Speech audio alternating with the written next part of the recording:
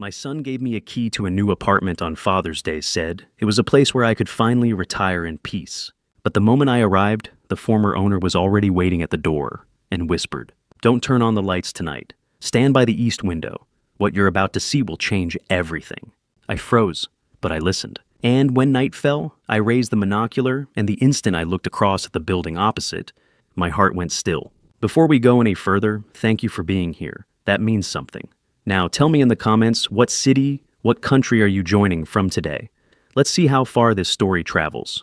Note, some elements of this story are fictional, added to serve the narrative. Any resemblance to actual names or locations is coincidental, but what this story is trying to tell you is worth your full attention.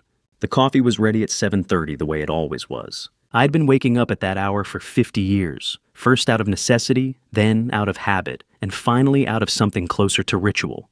When Eleanor was alive, she used to say I made the coffee too strong.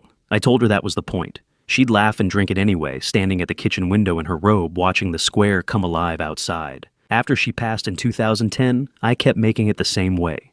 Too strong, 2 cups both for me.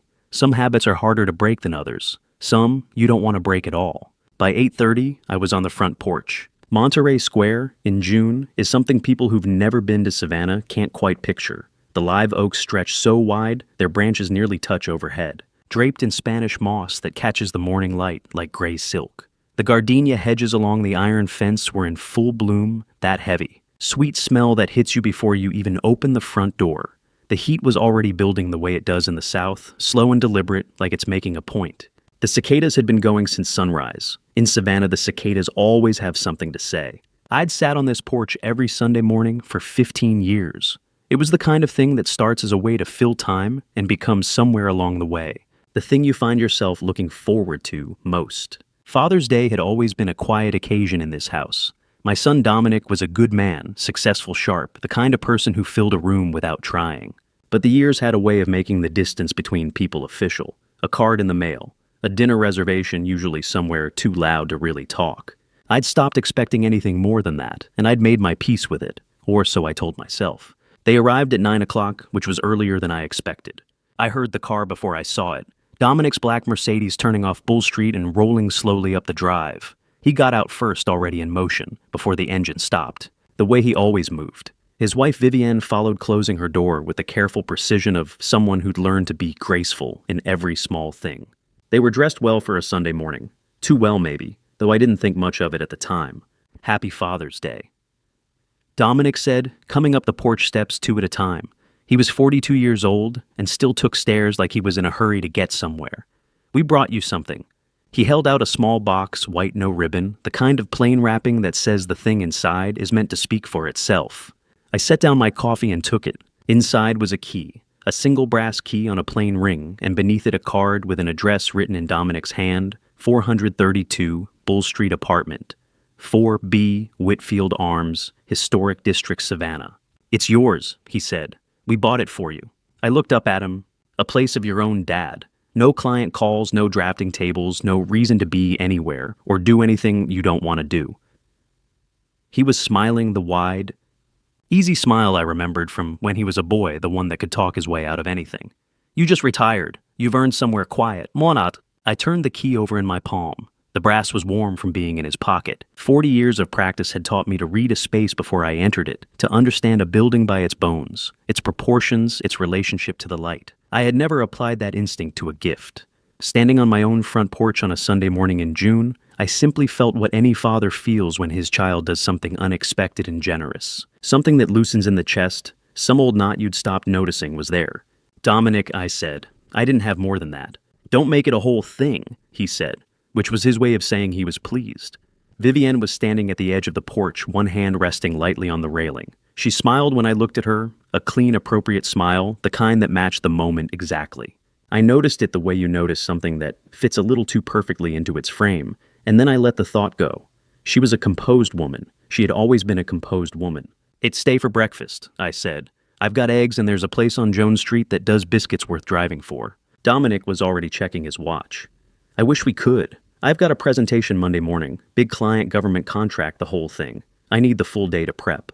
He bent down and kissed my forehead, the way you'd kiss someone much older than you, or someone you felt sorry for. "Enjoy the apartment, Dad. It's got good light. You'll love it." Then he was down the steps. Vivian followed, pausing at the bottom to give me a small wave, gentle, almost apologetic, before sliding back into the passenger seat. The Mercedes reversed down the drive, turned out onto the square, and was gone. I stood there for a moment with my hand still raised. Then I sat back down in my chair. The coffee had gone lukewarm. I didn't bother reheating it. I just sat with the key in my palm and the address card on my knee, looking out at the square where the moss moved in what little breeze there was. The gardenia smell came in waves. The cicadas kept on. Somewhere at the far end of the square, a dog barked twice and went quiet. 42 years. I had known my son for 42 years, and I knew the specific rhythm of his visits, the lean forward when he was interested, the way he rolled his phone in his fingers when he was thinking about something else, the particular manner in which he excused himself when somewhere else was already calling him. I knew all of it. I had paid attention the way fathers do, because attention is what you have to give when time is the thing you gave away too freely when they were young. He was at the end of the drive before I could have called after him. I sat there with those keys in my hand, thinking about how a man can spend 40 years building something, a reputation, a home, a family, and still find himself alone on a Sunday morning, holding a gift he didn't know how to read. I told myself it was a generous thing Dominic had done. I told myself the hurry was just the way he'd always been, always moving, always somewhere to be. I told myself the morning wasn't strange. I was always good at telling myself things. It was one of my oldest skills, and on that particular Sunday, I put it to full use. The key sat in my palm, small and warm and specific. Outside, Savannah went about its business in the heat. I almost didn't go that afternoon. The morning had left something behind, not quite a mood, not quite a feeling, just a kind of weight that settled in after Dominic's car turned out of the square and didn't lift. I ate lunch standing at the kitchen counter, the way I sometimes do when I'm not really hungry, rinsed the plate and stood there for a while looking at the key on the counter next to my coffee cup. An architect looks at a gift differently than most people. Where someone else sees gesture and intention, I see structure. I see what holds it up, what's underneath. It's an occupational condition.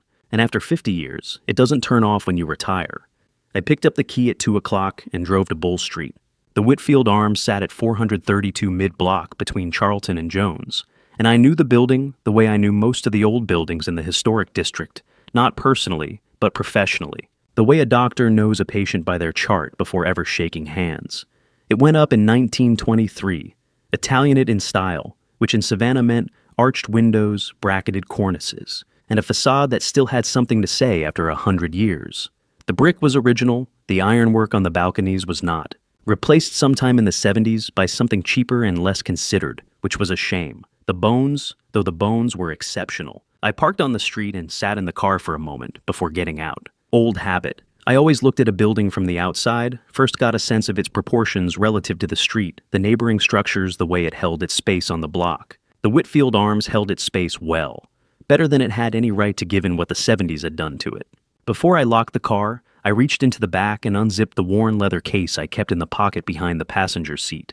Inside was my monocular, a compact single-lens optical instrument, 8-power magnification that I had carried to every job site for 4 decades. Most people picture architects with blueprints and hard hats.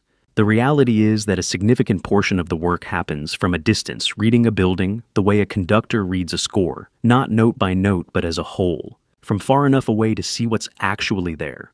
The monocular was as much a part of my professional kit as a mechanical pencil. I slipped it into my jacket pocket and went inside. The lobby had its original terrazzo floor cracked in 2 places, and a brass mailbox panel that hadn't been updated since the Reagan administration. The elevator was one of those old cage and cable affairs with an accordion gate. I took the stairs, 4 floors up.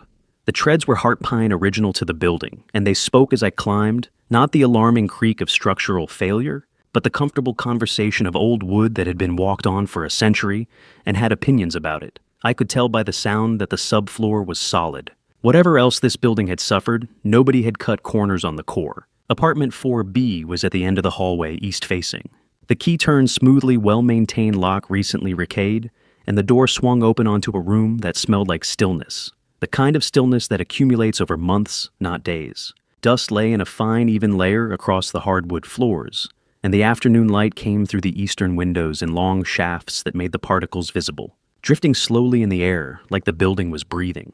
I stood in the doorway for a moment, reading the room the way I always read a new space, The floors were white oak 3/4 inch tongue and groove original. The ceiling was 11 feet at minimum, possibly 11.2. I'd measure it properly before making any judgment.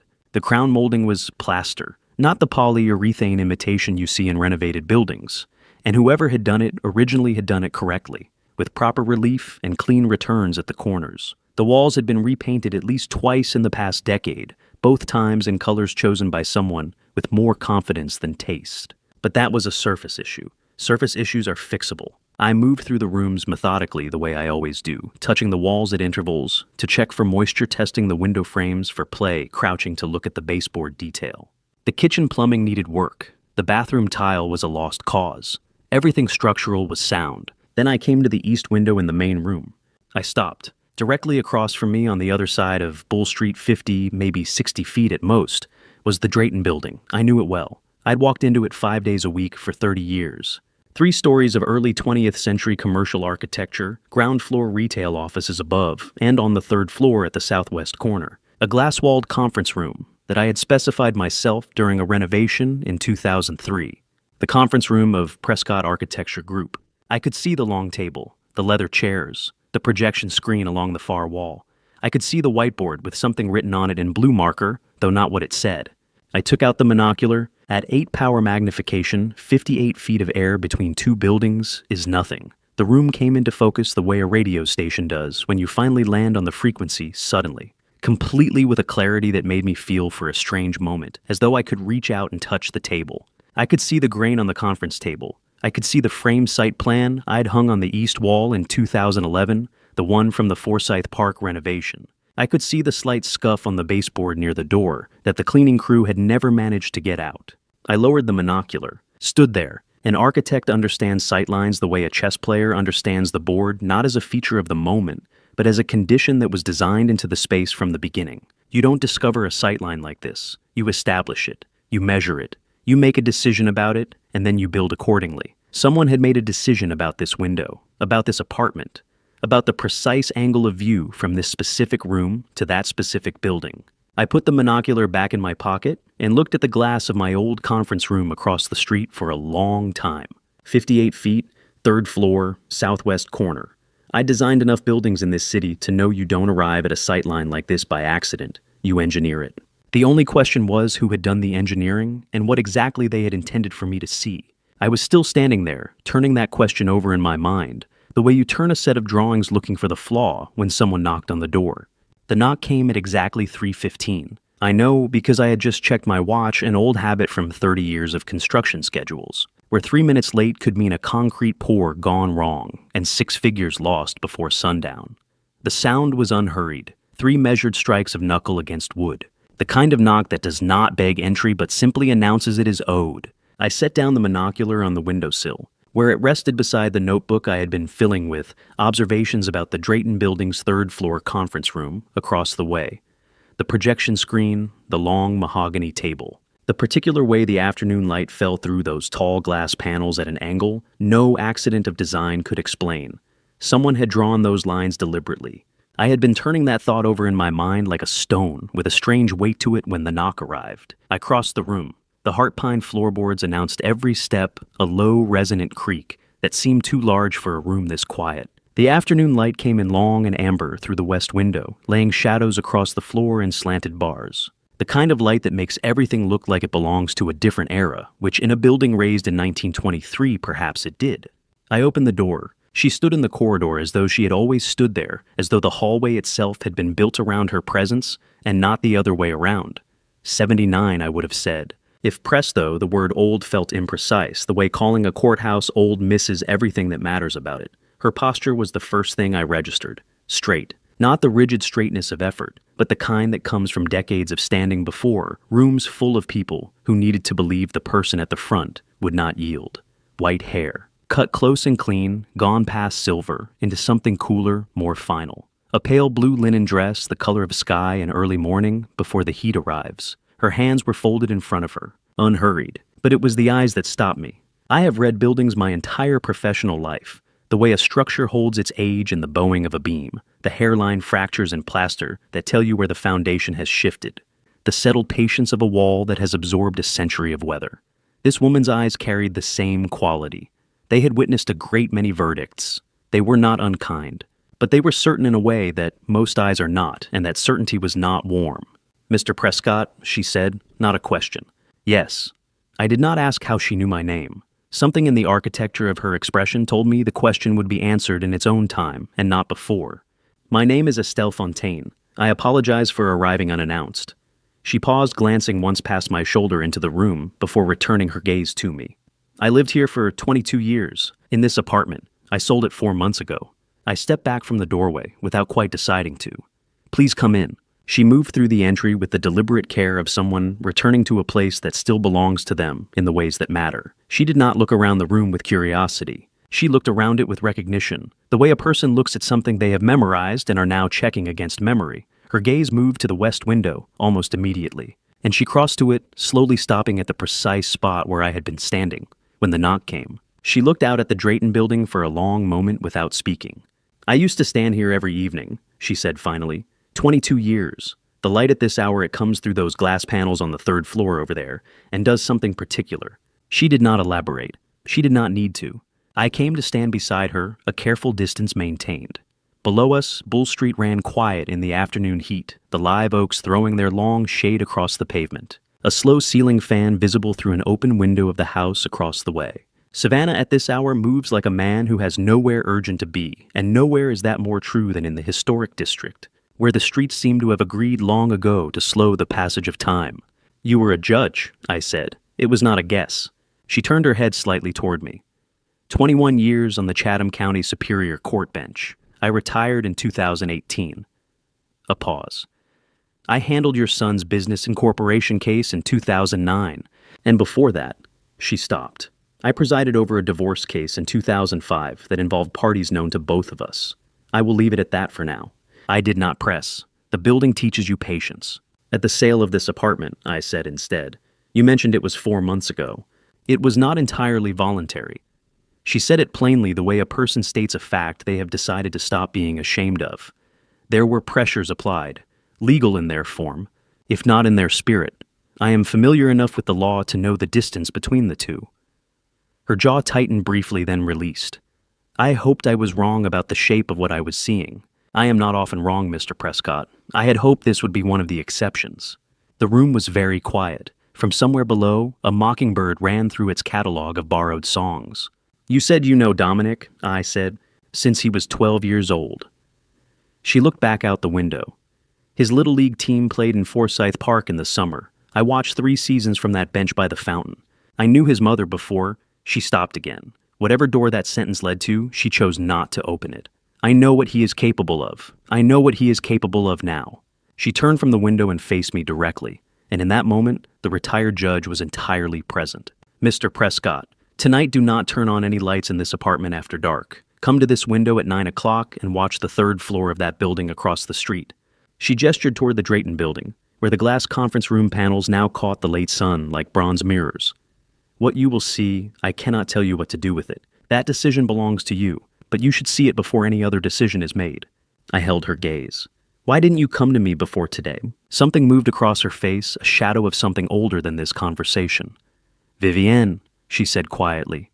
"She called me twice in the past 3 weeks. Both times the call was cut short. I did not know whether she was unable to speak or unwilling. I was not certain enough to act." She drew a slow breath. "I am certain now." She moved toward the door with the same quiet authority with which she had entered. At the threshold, she stopped once more, one hand resting on the doorframe, and looked back at the room at the west window, at the long amber light, at the monocular still resting on the sill. "You measured it," she said. It was not a question either. "The sight line." 58 feet, I said. "Diagonal, 3rd floor, northwest corner." A faint expression crossed her face, something between recognition and grief. "He chose this building deliberately, Mr. Prescott. You should ask yourself why a son who knows his father is an architect would give him a window with a precise view of a room where documents are signed." She left before I could answer. I stood in the long amber silence of the empty apartment and looked at the Drayton Building, and for the first time since 9 o'clock that morning, the key in my jacket pocket felt like something other than a gift. Estelle Fontaine had been gone for nearly 2 hours before I moved from the spot where she left me. Not because I was paralyzed, An architect does not freeze, he measures, he recalculates, he searches for the load-bearing error before the structure comes down. I stayed because somewhere in the back of my mind, trained by 4 decades of reading buildings, I understood that what was coming required stillness first. I did not turn on the lights. I pulled the chair away from the window, not to sit in it, but so that its silhouette would not show against the glass from the street below. Then I sat on the floor, back against the wall beside the window frame, the monocular resting across my knee, my phone face down on the heart pine boards beside me. The apartment smelled the way old buildings smell when they have not been lived in for a season: dry wood, faint plaster dust, the ghost of someone else's years embedded in the walls. Estelle's years I now understood, 22 of them. Outside, Bull Street continued at its Sunday pace. A car moved slowly past headlights not yet needed in the long southern dusk. From the restaurant at the end of the block, the one with the green awning I had noticed on the drive-in, came the sound of laughter, a burst of it, easy and unsuspecting. Someone's birthday, maybe. Someone's ordinary evening. The smell of something grilled drifted up through the open window and reminded me that I had not eaten since the coffee and biscuits at Monterey Square that morning, when my son had handed me a key and called it a gift. I did not eat. I waited. In Savannah in June, the sky does not surrender to darkness quickly. It negotiates. The light goes from gold to copper to a bruised purple that hangs over the rooftops for longer than seems possible, as though the city has an arrangement with the sun that other places do not. By 7 o'clock, the live oaks along the square had become dark shapes rather than trees, and the gas lamps along Bull Street had flickered on, throwing their amber circles onto the pavement below. At 7:12 p.m., the lights in the third-floor conference room of the Drayton Building came on. I raised the monocular. He came into the room, the way he always enters a room he believes he owns, one hand adjusting his jacket lapel, the other already reaching for the nearest chair. I have watched Dominic walk into rooms for 42 years. I know the way his left shoulder sits fractionally lower than the right, a habit formed in childhood, from carrying a too heavy backpack on one side, and I had corrected it a dozen times before accepting it was simply part of how he moved through the world. I know the precise way he pulls a chair back from a table, a quick outward jerk 2 inches further than necessary, a gesture of confidence bordering on impatience. He was wearing the navy suit, the one Vivian had given him for his birthday 14 months ago. I had been there when he opened the box. 3 other men followed him into the room. I did not recognize any of them. One was broad-shouldered and gray-haired, carrying himself with the ease of someone who has sat at many tables where significant decisions were made and has never been uncomfortable at any of them. The other 2 were younger, one in a dark jacket who moved to the laptop set up at the near end of the table, and the third who said almost nothing and stood to one side in the manner of a man whose job is to witness, not to speak. They spread documents across the mahogany table, from 58 feet and 4 floors of diagonal distance through an 8-power monocular. I could not read the text. I want to be precise about what I saw and what I did not see, because an architect who exaggerates his measurements is not an architect. I could not read the words. But I did not need to read the words. The document folder on the table was dark blue, legal-sized, and the top page carried a logo printed large and centered at the top of the sheet. Navy blue ink, a specific sans serif typeface. 2 interlocking geometric forms, a design I had approved in 1989 when this firm was nothing but a drafting table in a converted garage on Abercorn Street, and a belief that good design outlasts everything else. The logo of Prescott Architecture Group. I have seen that logo on blueprints, on building permits, on award plaques, on the side of a truck I owned for 11 years.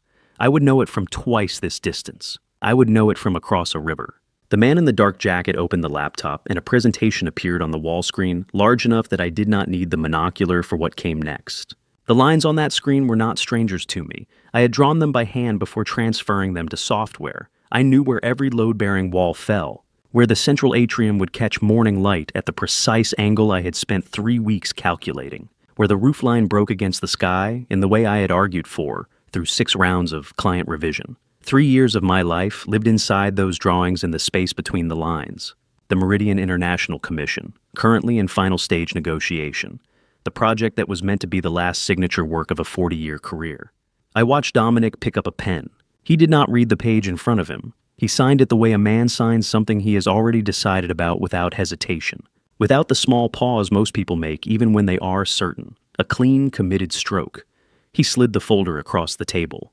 The gray-haired man added his own signature. They shook hands. A brief and businesslike exchange, the kind that follows an agreement that was reached before the room was entered. By 8:20 p.m., the lights were off. The documents gathered, the three men gone. The conference room was dark. I lowered the monocular. I sat on the floor of the empty apartment for a long moment and let the full weight of it settle, the way a building settles not all at once but in careful increments, each shift acknowledged before the next one comes. My logo, my design, the work of 3 years and the culmination of 40, being signed away in a room I could see from a window my son chose for me by a man I raised to people I have never met. I did not need to read the fine print. I have spent 4 decades reading structures. I knew precisely what I was looking at. My phone moved against the floorboards, a single vibration. I picked it up, a text from Dominic. "Happy Father's Day, Dad. I hope you're enjoying the apartment." As I turned the phone face down and set it back on the floor, the city below carried on, as cities do. The restaurant laughter, the slow cars, the mockingbird somewhere in the square, cycling through its borrowed repertoire. Savannah had no idea.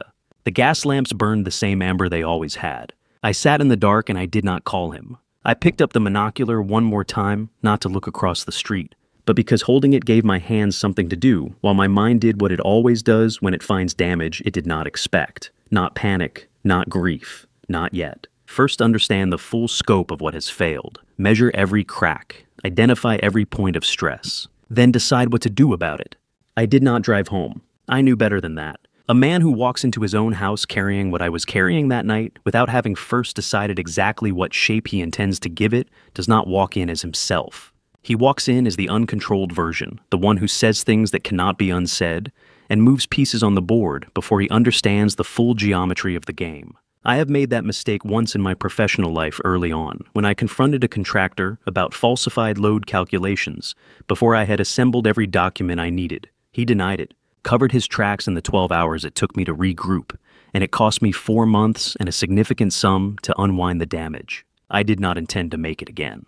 So I drove 4 blocks north and pulled into the small parking area off Oglethorpe Avenue, the kind of lot that exists in the historic district without calling attention to itself. A strip of cracked asphalt behind a row of townhouses lit by a single pole lamp that did more to define the darkness around it than to push it back. I cut the engine. The Savannah night came in immediately, the sound of cicadas working their full summer register, the heat pressing through the open window at 84 degrees, even at this hour. The distant suggestion of traffic on Abercorn Street 1 block over. I sat for a moment with my hands in my lap. Then I found the number in my phone, Marcus Bellamy, saved 8 years ago. After a mid-level project manager in my firm had been quietly redirecting subcontractor payments into a shell account for 11 months before the discrepancy surfaced in a quarterly audit, Marcus had identified the full scope of the fraud in 5 days, documented it cleanly, and handed me a package that my attorney at the time described as the most organized private investigation file she had ever received. I had paid him, thanked him, and hoped I would never need to call again. I called. He picked up on the second ring. Bellamy.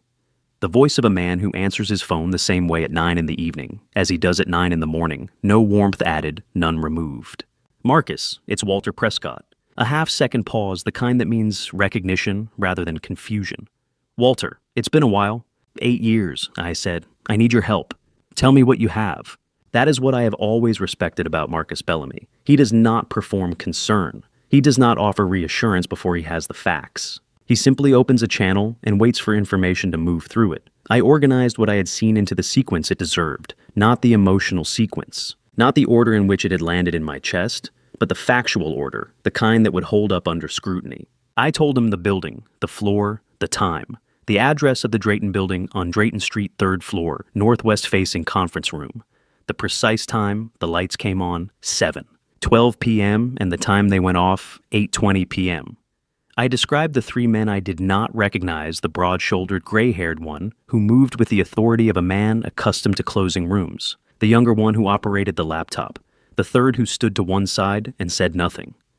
I described the document folder, dark blue, legal-sized, the logo on the cover page, the presentation on the wall screen, the architectural drawings I recognized as my own work on the Meridian International Commission, Dominic signing without reading, the handshake. Marcus asked no questions while I spoke. I could hear the quiet rhythm of keys, steady and unhurried. When I finished, he said, "What do you need from me?" 3 things, I said. The identity of all 3 men in that room tonight. Full bank records for Prescott Architecture Group.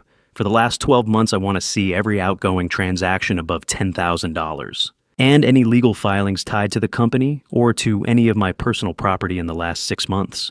Deeds, transfers, contracts, anything recorded with the county. Understood. Keys again. 48 hours. You have 48 hours, I said. But Marcus, there is a contract worth $4.5 million that may be close to closing. I need to know the timeline on that before anything else moves. A pause. Not the thinking kind, the finding kind. Walter. His voice had shifted almost imperceptibly, the slight change of register that I had heard from him once before, 8 years ago, when he had found the Shell account. I'm in the Chatham County Public Records System. All right. A longer pause. The cicadas outside my window continued their indifferent chorus. There's a power of attorney on file, he said. Filed 3 weeks ago. It designates Dominic Prescott as agent for Walter J. Prescott full authority over all property transactions and business dealings. The interior of the car was very quiet. I never signed a power of attorney, I said. I know. He said it without drama, which was the right way to say it. Because the notarization seal on the document belongs to a man named Humphrey Stahl, office on Liberty Street. I'm pulling his license record now. Keys. He's been flagged twice in the last 4 years. Procedural violations, the filings describe them as irregular notarization practices. Both complaints were settled without formal disciplinary action. I let that sit where he had placed it. A power of attorney. Not a forged deed, something far more dangerous than that. A forged deed can be challenged on its face, compared against a known original, tested against a chain of title. But a valid power of attorney, or one that appears valid stamped with the right seal and recorded in the right office, does not require my signature on any subsequent document. It is my signature. On everything. On every contract, every transfer, every transaction. For 3 weeks, my name had been available to Dominic on demand, in any room, at any hour, for any purpose he chose to apply it to. I understood now why the meeting had taken place on Father's Day. Not sentiment, timing. He needed me in that apartment occupied and grateful while the last pieces were positioned. I started the car. Marcus, I said, keep working. I will, he said. Walter, be careful who you speak to before I call you back. I know, I said, and ended the call. The drive home took 11 minutes. Oglethorpe to Abercorn, south through the squares, the gas lamps marking each block in amber, the city as composed and unhurried as it always is at this hour, as though nothing beneath its surface has shifted at all. I used every one of those 11 minutes to decide what kind of man I intended to be for whatever came next. When I pulled into Monterey Square and cut the engine, I had my answer. I would not confront him. I would not call him, question him, give him a single reason to accelerate whatever timeline he was working against. Instead, I would do what I have always done when I find structural failure in a building I am responsible for. I would document every crack, map every point of stress, establish the full scope of the damage before I touched a single load-bearing wall. A man who calls the police before he has every document in order hands his opponent time to adjust. I had seen that once before early in my career, and I had never made the same mistake twice. I would build a case the same way I have built everything in this city, from the foundation up. Broughton Street at 10 minutes before 8 on a Monday morning has a particular quality that I have always appreciated. The city is present, but not yet performing. A runner moved past me on the sidewalk without glancing up, earbuds in her breathing measured and private. The coffee shop 2 doors down from the Thorn Legal Group had its lights on and its door propped open. And the smell that came out of it was the specific smell of a city beginning to remember what it is for. The law office itself was dark behind its glass front. The brass plate beside the door, catching the early light, Thorn Legal Group, established 2004. I had been standing there for 5 minutes when Evangeline Thorn came around the corner from Drayton Street. She is 61 years old, though she carries it the way certain buildings carry their age, not by concealing it, but by having been well built in the first place. Silver hair cut short and precise. Dark blazer over a white shirt. She walks with the purposeful unhurriedness of someone who has never in her professional life been late, and therefore has no relationship with the particular anxiety that produces rushing.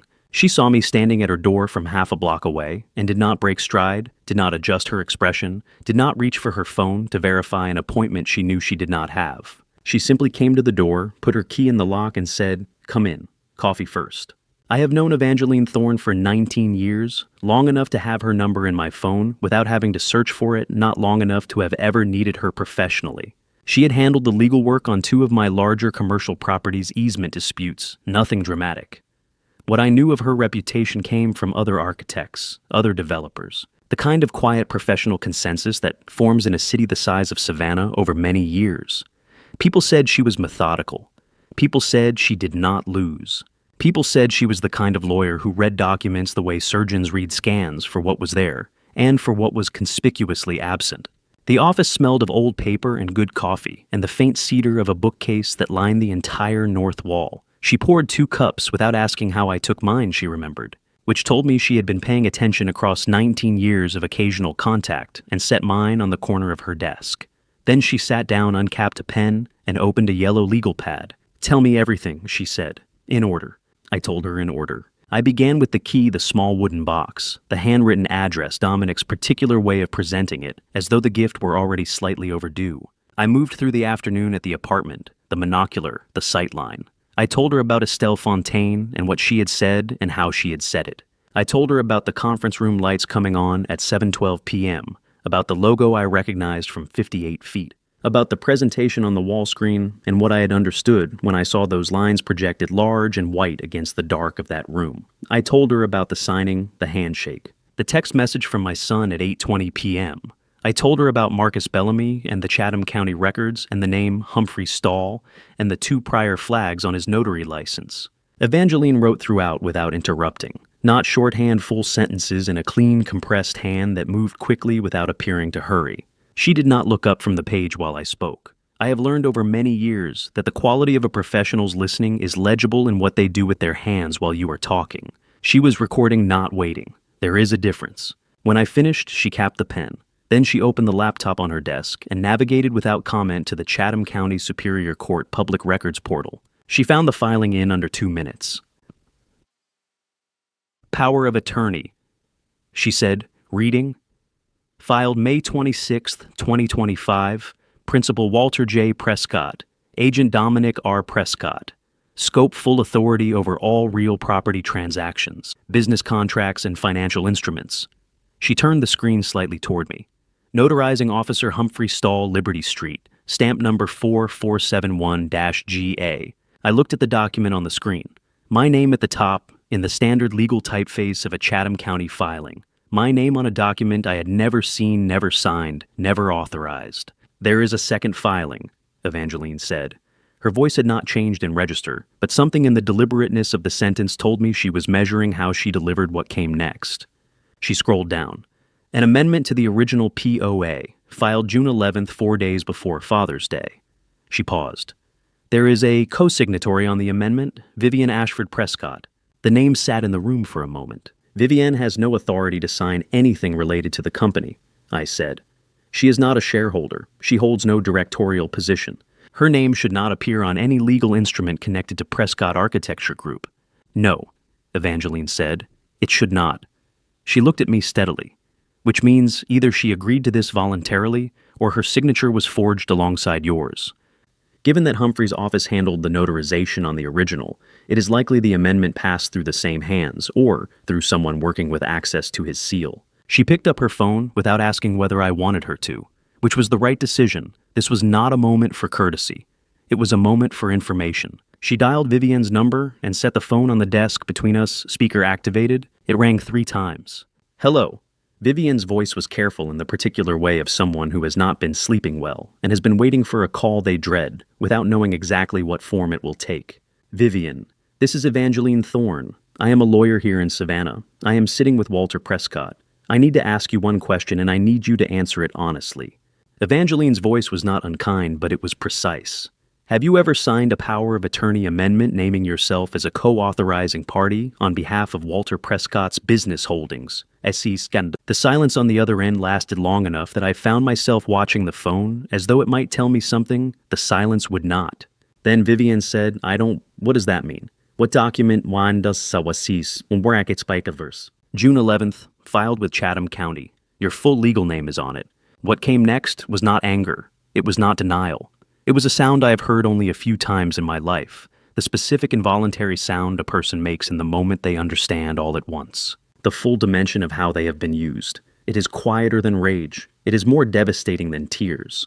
It is the sound of a person's self-understanding reorganizing itself around a truth it did not previously contain. Evangeline let it run its course. She did not fill the silence with reassurance. When Vivienne's breathing steadied, Evangeline said quietly, "Thank you, Vivienne. I will be in touch today. Please do not speak to Dominic about this call." She ended it and set the phone down. "She didn't know," I said. It was not a question. "No." Evangeline picked up her pen. "He forged her signature as well." A pause measured and precise, which makes her our most important witness if she is willing. She looked at me across the desk. "Will she be willing, Walter?" I thought about the sound Vivienne had made on the phone. Not the cry of someone who had been deceived by a stranger. The cry of someone who had built years of her life around a person and had just heard the foundation give way.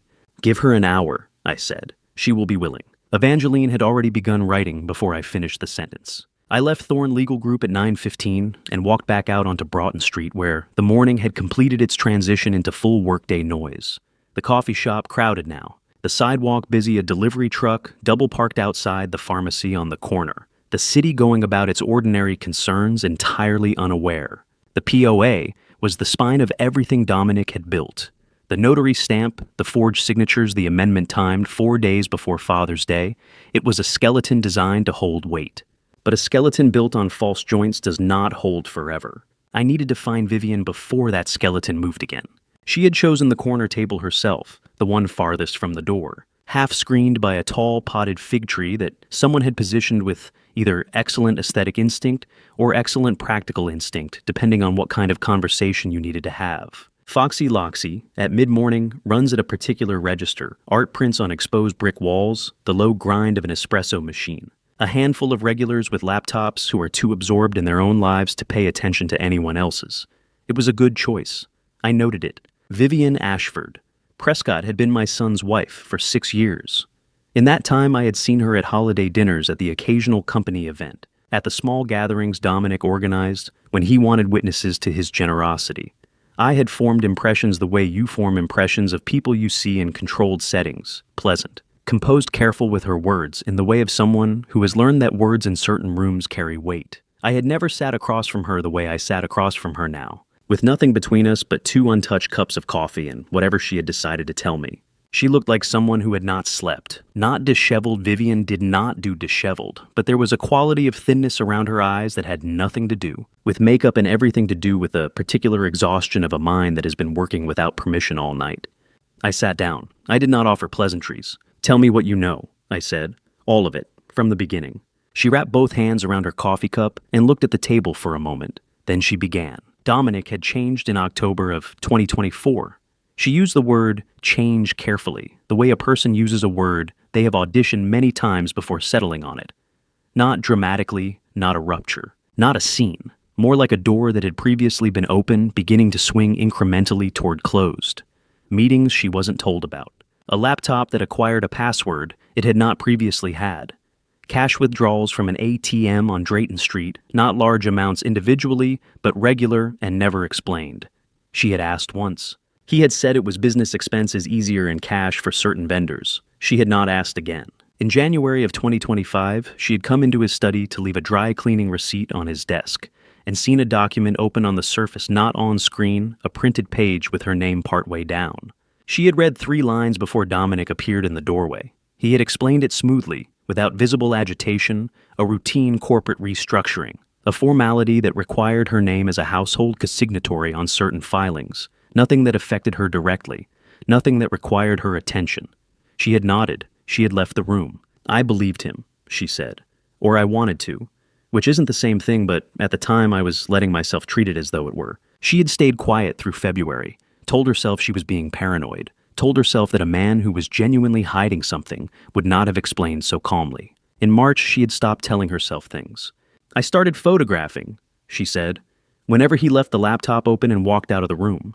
Whenever there was a printed page left on the desk. I didn't have a plan. I didn't know what I was looking for. I just knew something was wrong and I needed..." She stopped. "I needed something to be real, something I could look at and know I hadn't invented." She put her phone on the table and slid it toward me.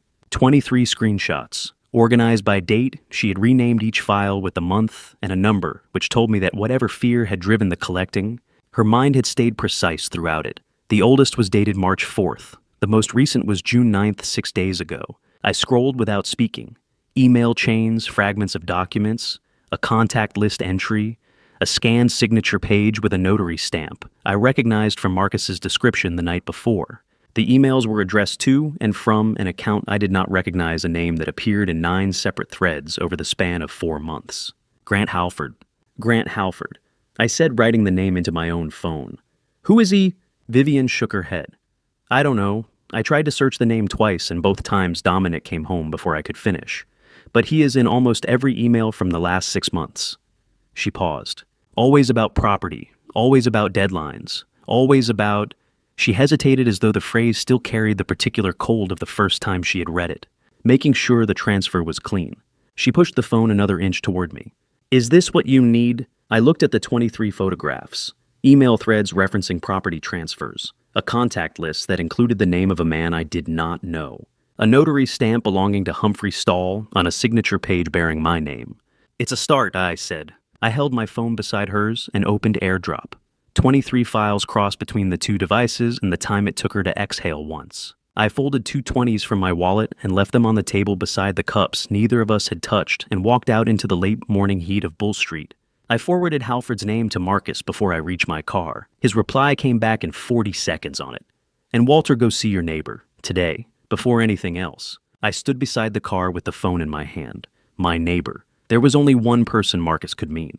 Cornelius. Cornelius Batch had lived at 17 Monterey Square for 31 years, long enough that the square itself had come to seem like an extension of his property. The old live oaks and the central fountain, as familiar to him as his own front steps. He was 77 years old, retired 11 years from the Savannah-Chatham Metropolitan Police Department, where he had spent 4 decades as a detective before his knees and his patience for departmental politics gave out at roughly the same time. We had been neighbors for 22 of those years. We had the kind of friendship that does not require maintenance, the kind built from proximity and mutual respect, and the shared understanding that neither man needs to fill silence with noise. He opened the door before I reached the top step. I figured you'd come by eventually, he said. He stepped back to let me in. No handshake, no preamble, no performance of surprise. Been waiting since Friday, tell the truth. The front rooms of his house are tidy in the way of a man who lives alone and has made his peace with it. The back study is something else entirely. 40 years of a detective's habits do not retire when the badge does the walls carry framed photographs from cases he was proud of. A corkboard that still holds index cards in his particular color-coded system. Bookshelves arranged not by subject, but by the frequency with which he needs to consult them. The room smells of coffee and printer ink, and the specific lived-in quality of a space where serious work has been done for a long time. He gestured to the chair across from his desk and settled into his own, with the deliberate care of a large man whose joints have opinions. You know from when? I asked. February. He said it without hesitation, the way a man says something he has been rehearsing the delivery of for several months. Didn't understand the full shape of it then, but something was wrong with what I was seeing, and 40 years of that job teaches you not to talk yourself out of wrong. He opened the bottom drawer of his desk, so I kept records. The manila envelope was thick, legal-sized, sealed with the metal clasp, bent down twice in the way of someone who has opened and resealed it more than once. He pushed it across the desk without ceremony. 47 photographs. Printed on standard paper, clean and sharp, Cornelius had always owned a camera worth the name, a habit from decades of crime scene documentation. I spread them across the desk in the order he had numbered them, on the back in pencil, the way evidence is handled. The locations were all recognizable. River Street with the Savannah River running brown and slow in the background, a corner table at one of the outdoor bars taken from the walkway above, the City Market parking area off Franklin Square midday light, 2 men beside a dark sedan with Georgia plates, a restaurant on Whitaker Street shot through the window from the sidewalk, table visible between hanging plants, 9 locations in total across 4 months February through June. The meetings were not random. They followed a pattern always public enough to be defensible, always chosen for ambient noise and multiple exits, the tradecraft Cornelius would have called it, of men who have thought about being watched. The one he meets most often, Cornelius said, tapping the photograph on top. Count the appearances. I went through the stack, the same face in frame after frame, a man in his mid-50s, broad through the shoulders, silver hair cut close. The particular way of holding himself I had noticed through the monocular 2 nights ago in the Drayton Building conference room. 31 out of 47 photographs. My phone buzzed. Marcus. Grant Halford. 4 prior fraud convictions. 2 in Fulton County, Georgia, 2014 and 2017. 2 in Charleston, South Carolina. 2019. All real estate related. Currently operating under Coastal Legacy Properties LLC. Registration filed in Delaware 2022. No Georgia business license on record. I set the phone on the desk beside the photograph. The man in the photograph and the name on my screen were the same person. I did not need Cornelius to confirm it, but he looked at both and nodded once. The way a detective acknowledges a fact that has now been sufficiently established. He selected one photograph from the middle of the stack and placed it apart from the others. Dominic and Halford in a parking area, the light suggested early evening. The location looked like the east side of City Market where the foot traffic thins out. They were shaking hands, not the handshake of two men completing a transaction. The grip was held a beat too long, both men leaning in, slightly the body language of an agreement that goes beyond the paper version. 40 years on the job, Cornelius said. That is not a business handshake. He said it quietly, with the flat certainty of someone who has cataloged the taxonomy of human deception at close range for 4 decades. That is two men who know they are doing something they cannot undo. I looked at the 47 photographs spread across the desk of a retired detective who had spent 4 months waiting to hand them to me. 9 months of secret meetings, 4 prior criminal convictions across 2 states, my son's name appearing alongside Halford's in every transaction Marcus is pulling from the county records. The picture is getting clearer with every hour, and considerably worse. "Can I take these?" I asked. Cornelius had already made his copy. I had not noticed him do it, but that was the point. He pushed the originals across the desk without a word. I was at the door when he spoke again. "Walter?" His voice carried the particular weight of a man who chooses his final sentences carefully. "Whatever this is, it's bigger than Dominic." He said it the way detectives say things they have known for a while, and waited for the right moment to release. Not a warning exactly, a calibration. "I'm starting to understand that," I said, but I did not yet know how much bigger. That answer was waiting for me on Liberty Street. The office was the kind of small that happens gradually, a room that starts out merely modest and slowly fills with the sediment of years until there is barely a corridor left between the door and the desk. Cream-colored walls gone slightly yellow, Venetian blinds drawn to the halfway point. The afternoon light coming through in slanted bars that landed across stacked folders, and a calendar 3 months out of date. A desk lamp with a warm bulb burning even in the middle of the afternoon, as though the man who worked here had long since given up on the overhead fixture and made his separate piece. Humphrey Stahl was 63 years old, and looked older in the way of men whose anxiety has been compounding interest for a long time. He was signing a document when I came through the door. He looked up. The color left his face in the particular way it leaves the face of a man who has been waiting for something to arrive and has spent months pretending to himself that it might not. I did not speak. I crossed to his desk, set down the photograph from Cornelius's collection, Dominic and Halford City Market parking area, February, and stepped back. He looked at it. He looked at me. He opened his mouth. "I don't know what you think that—" I set down the second item, a printed copy of the power of attorney, filed with Chatham County on May 26th. His stamp number in the lower right corner, his commission seal pressed and dated. He closed his mouth. I set down the third the flag complaint records Marcus had pulled.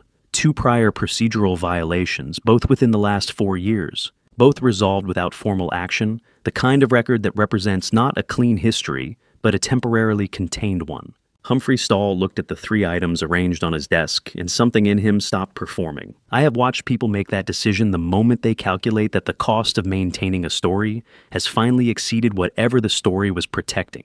It does not look like relief. It looks like exhaustion that has been waiting for permission to show itself. He was quiet for a moment. Then he told me.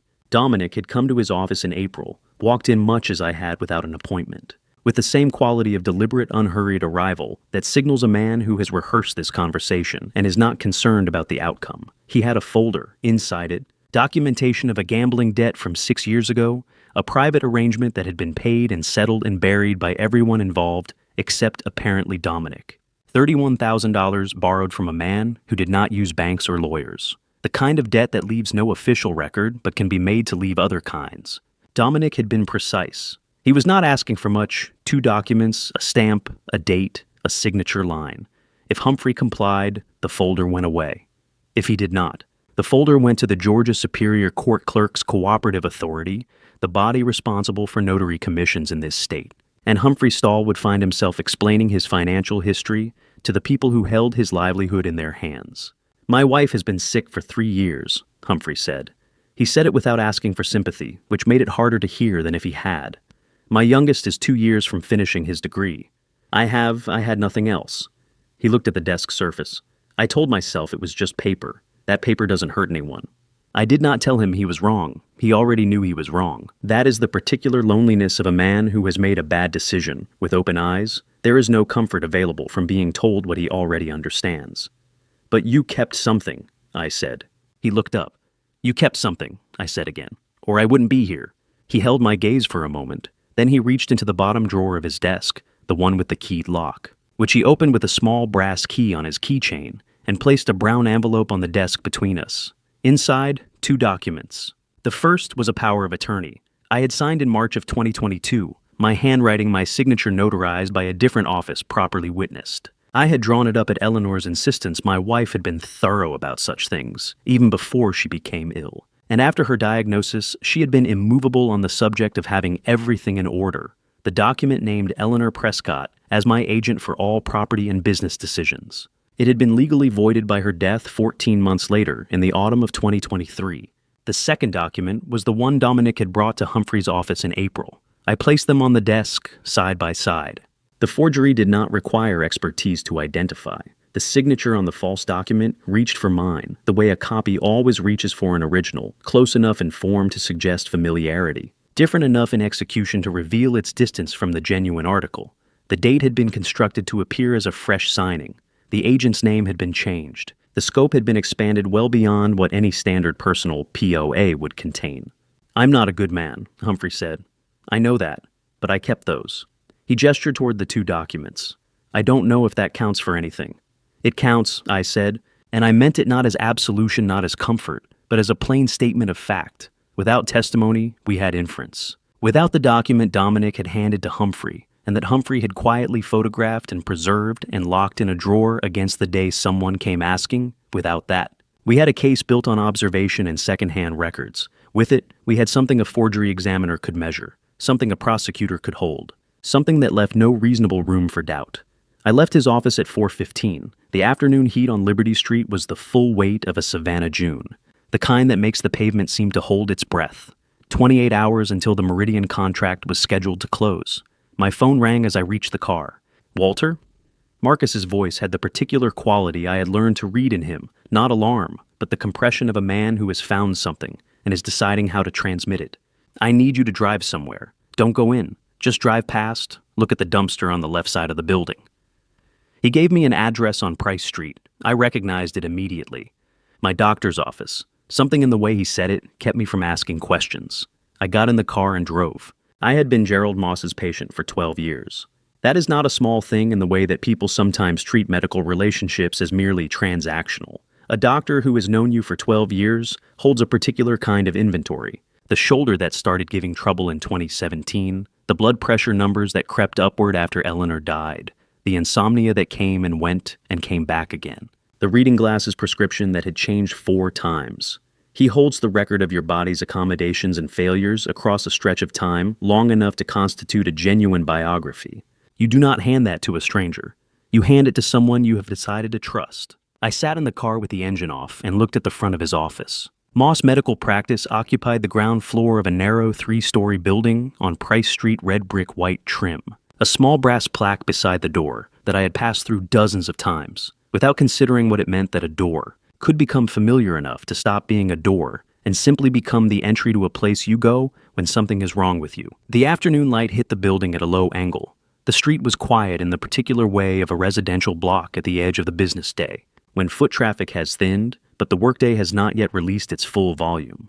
The dumpster was on the left side of the building, half screened by the corner of the neighboring structure. I could see from 30 feet the edge of something white against the dark interior. Not inside the dumpster resting on the rim, as though someone had set it there and then reconsidered the act of disposing it, but had not reconsidered enough to take it back inside. A thick white envelope. The logo of Moss Medical Practice printed in the upper left corner. Marcus had gotten there. First, he had photographed the contents before I arrived and sent them to my phone without explanation, because no explanation was needed. I looked at his photographs rather than retrieving the envelope myself. Clean images, clinical in their precision. The document inside ran to 4 pages. Medical Cognitive Assessment Report. Patient: Walter J. Prescott, Date of examination: June 10th, 2025. Examining physician Gerald R. Moss, M.D. The conclusion occupied the bottom third of the first page. Patient demonstrates significant indicators of early-stage cognitive decline. Assessment finds materially diminished capacity for independent decision-making in matters of financial and legal complexity. Follow-up evaluation recommended within 90 days. I read it twice. Then I put my phone face down on the passenger seat and looked through the windshield at a building I had trusted for 12 years. On June 10th, I had been in my office on Oglethorpe Avenue until 4 in the afternoon, reviewing structural specifications for a project in Hilton Head. My assistant had brought me lunch from the place on Broughton Street. I had signed 3 documents, none of them medical. I had not been within 6 blocks of Price Street. I had never taken a cognitive assessment in my life. Not voluntarily, not knowingly, not in the presence of Gerald Moss or anyone else. But the document existed. It had my name at the top, his signature at the bottom, and a date stamp from his office. It had been prepared and printed and placed in a file that could, at the right moment, be presented to a court as evidence. I understood what it was for. If the POA were challenged and the forgery exposed, a competency question would need to be answered before any of it could unravel cleanly. A man who can be credibly described as showing significant cognitive decline by his own physician, of 12 years no less, is a man whose account of events becomes easier to dispute. His testimony becomes shakier. His collection of photographs, screenshots, and documents becomes the product of a confused mind rather than a methodical investigation. The document would not need to be introduced immediately. It only needed to exist available, ready to be deployed, the moment Walter Prescott became a problem. That was the architecture of it. Not a single document, but an interlocking system, each piece designed to reinforce the others. The POA gave Dominic authority. The cognitive assessment would remove mine. I picked up my phone and dialed Gerald Moss's private line, the number he had given me 7 years ago, after a late evening scare with my heart that had turned out to be nothing serious. Because he had said, "Call this number directly if something like that happens again." I had never used it for anything other than its intended purpose. He answered on the second ring. Silence. Not the silence of a bad connection, not the silence of a man collecting his thoughts. The silence of a man who has seen the name on his screen and is experiencing the specific paralysis of someone who has done something that cannot be undone and has now been found out. 7 seconds. I counted them. Walter, The line went dead. He had ended the call. I sat with the phone in my hand. 12 years. The shoulder, the blood pressure, the insomnia, the reading glasses. Every vulnerability I had ever walked through that door and described, all of it now context, for a document he had signed with my name at the top. 18 minutes later, Marcus sent a photograph. Time-stamped 5:03 p.m. Gerald Moss. In his white coat, he had not even stopped to change, parking his car in the small lot behind Dominic's office building on Drayton Street and moving toward the back entrance with the quick, head-down urgency of a man who needs to tell someone something before someone else does. Marcus had the image from a public vantage point. Legal, clean, usable. 2 minutes after that, a second message. Raymond Whitlock was present at Moss's office on June 10th. Signed in as a visitor at 2:15 p.m. Left at 3:40 p.m. He's your lead designer. Walter has full access to every file in the company's system. Raymond Whitlock. 26 years old, hired 18 months ago on Dominic's recommendation. Given access to the Meridian drawings within his first quarter, because Dominic had argued the project needed fresh eyes on the technical specifications. I had agreed. I had found the young man talented, methodical, quiet in the way of someone concentrating. I had not found him suspicious because I had not been looking. 12 years. Gerald Moss had been my doctor for 12 years. I had given him the complete account of my body's history, its weaknesses and its recoveries, everything that constitutes the private record of a man's physical existence. And 18 minutes after I called his private line, he was walking through my son's back door. I did not need a transcript of that conversation to understand what it contained. I called Marcus. "Raymond Whitlock," I said. "What is he to Dominic?" A pause, longer than the ones Marcus usually took. "That," he said carefully, "is something I think you need to hear in person, not over the phone." Another pause. "Tonight, Forsyth Park. Come alone." Marcus had sent me Raymond's full file at 7 that evening, while I was still sitting at my kitchen table, working through the documents from Humphrey's envelope. I read it in the way you read something you already partly know, not for the facts themselves, but for the shape of how they connect to everything else. In March of 2020, Raymond Whitlock had redirected $28,000 in vendor payments through a secondary account he had opened in his own name. A young man, 23 years old at the time in his first professional position, making a decision that people who have never been desperate sometimes find incomprehensible, and that people who have been desperate understand immediately. I had discovered it during a routine audit in September of that year. I had sat with him for 2 hours in my office door closed and listened to everything he said. He had not made excuses. He had repaid every dollar over the following 18 months quietly by arrangement. I had not reported it. I had not terminated him. He had been in the years since one of the most conscientious people in the building. Dominic had known about it. He had always known he had been in the building. That September had seen the closed door, had asked me about it afterward and received a partial answer. Partial had been enough. I drove to Forsyth Park and found a bench near the fountain with a clear sightline to the main path from Bull Street. The fountain was lit from below, the water catching the light and scattering it in the way of a thing that is simply doing what it has always done, indifferent to the hour or to whatever is being discussed nearby. The air smelled of cut grass and the faint sweetness of the Confederate jasmine that climbs the iron fence along the park's edge. 78 degrees at 11 in the evening, which in Savannah in June means summer has fully committed and there is no negotiating with it. He came from the Whitaker Street entrance, hands pushed deep into the pockets of a light jacket that made no sense in this heat. That detail, the jacket, the buried hands told me everything about the state he was in before he said a word.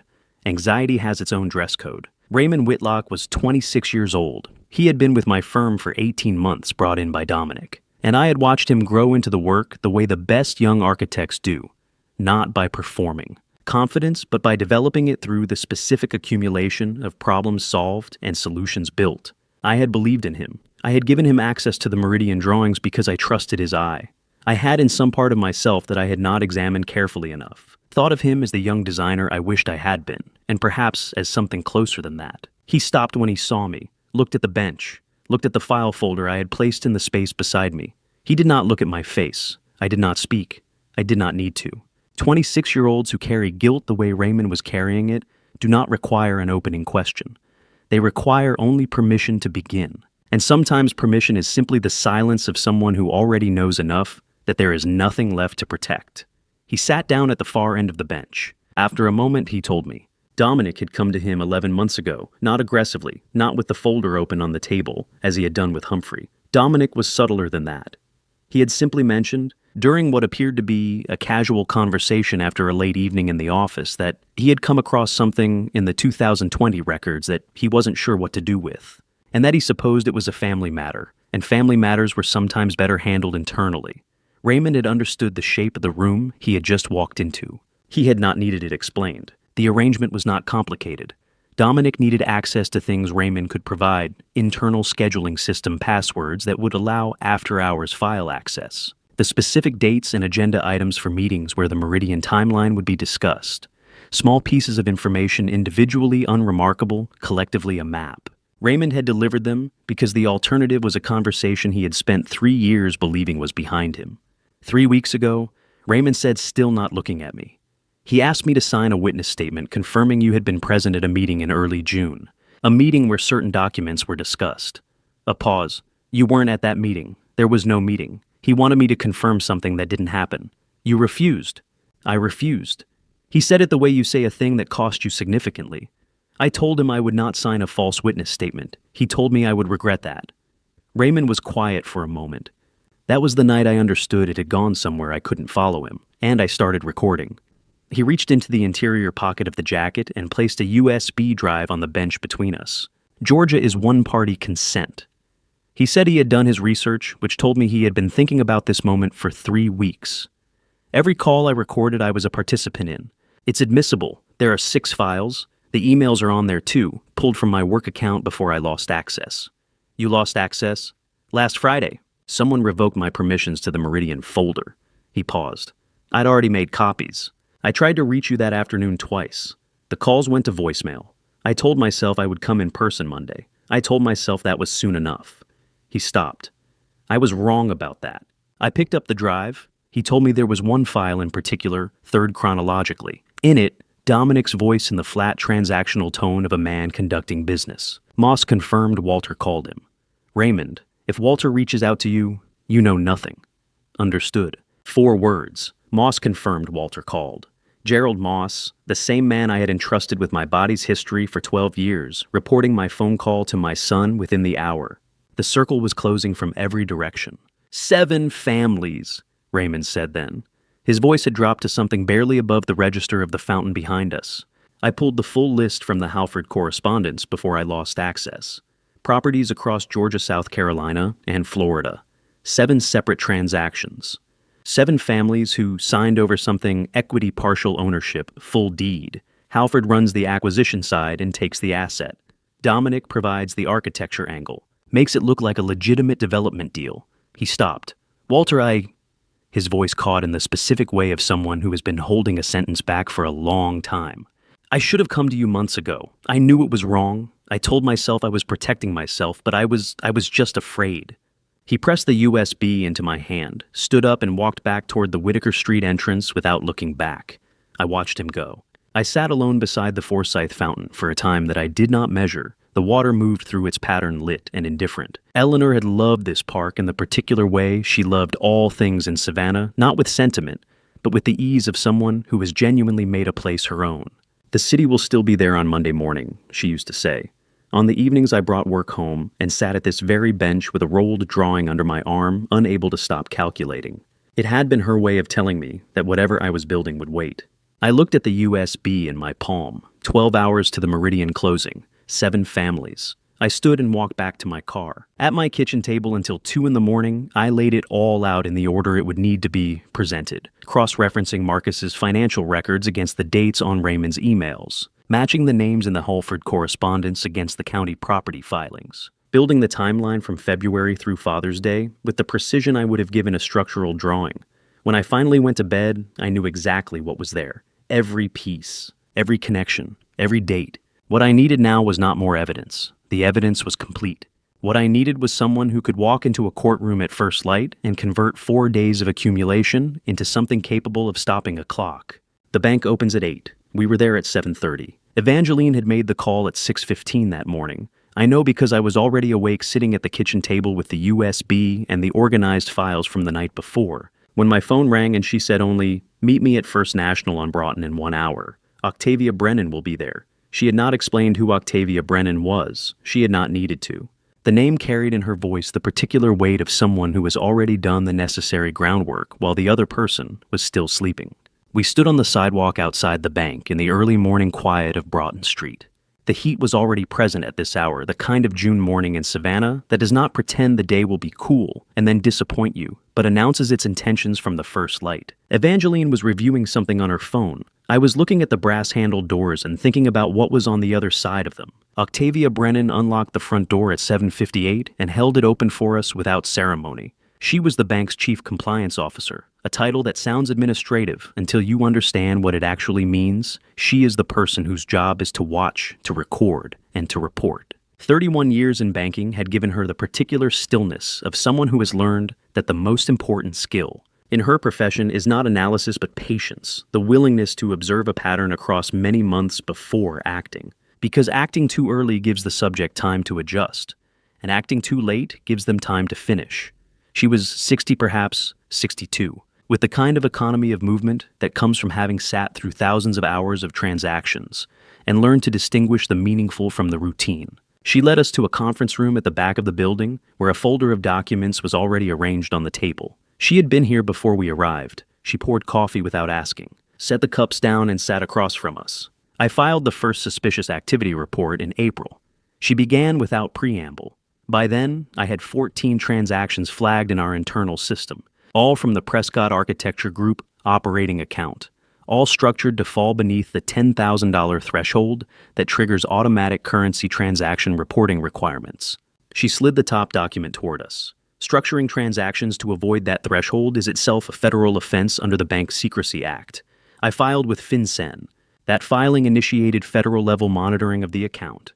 I looked at the transaction summary. 14 entries each, between $7,000 and $9,000, spread across 6 weeks in March and April. No single transaction large enough to trigger automatic reporting. Together, they totaled $412,000.